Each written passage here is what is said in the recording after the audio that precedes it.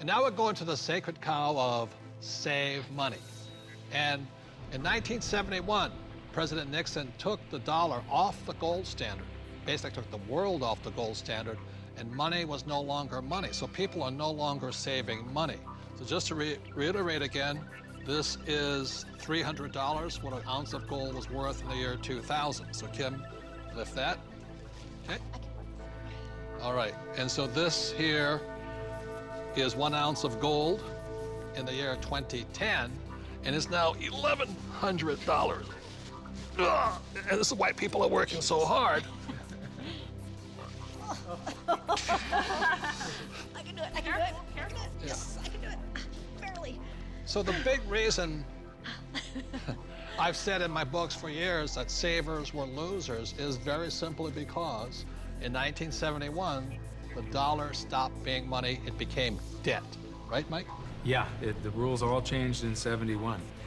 Before then, somebody, when they became working age, they could expect to put away 10% a year, and by the time they got into their 60s, they could retire on their savings account and expect to live off that interest. And in '71, everything changed, and they started creating currency on a massive scale. Worldwide. Ever since then, worldwide. And that is what causes inflation and the loss of purchasing power. So people thinking that they can retire, back in the 50s, if you got $100,000 or $50,000, you could retire on that.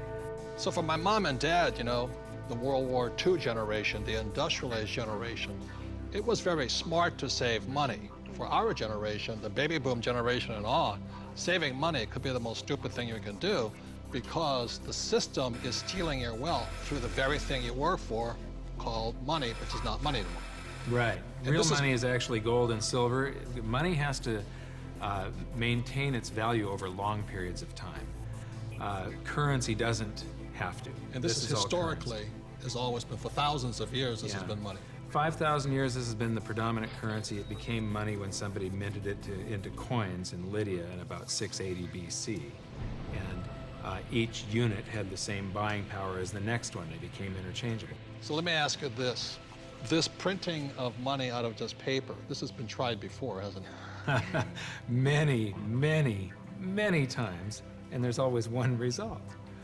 You get far, far higher prices of everything, but especially real money. When they start creating a whole lot of currency, eventually gold and silver lie in wait. And then when the public senses this inflation of retail prices that is caused by inflation of the quantity of currency in circulation, they rush back toward gold and silver, and they have for 5,000 years. So name some governments that have attempted to print money. The Weimar Republic. I don't know Germany. what I just did with that $100 trillion bill. He's got a Zimbabwe. The Zimbabwe, yeah. Look at this one. This is the most recent, a $100 trillion note. This is the largest note ever printed, 100 trillion. And this was printed in 2000.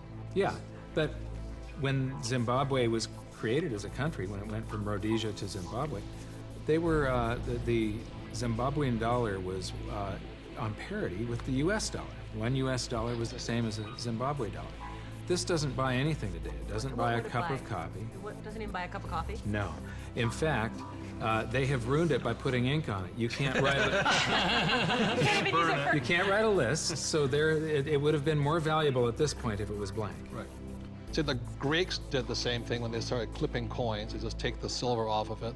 The Romans tried it, the English tried it, the Germans tried it, the Chinese tried it, and now the US is trying it. Yep. And so that's why saving money is probably the biggest mistake you could make right now, because today money is no longer money.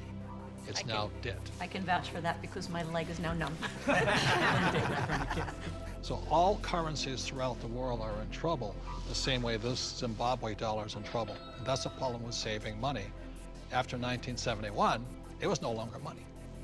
More than 70% of all the currency on the planet is US dollars. If the US dollar goes, the world goes with it. I'm preparing by getting fully diversified. I buy both gold and silver.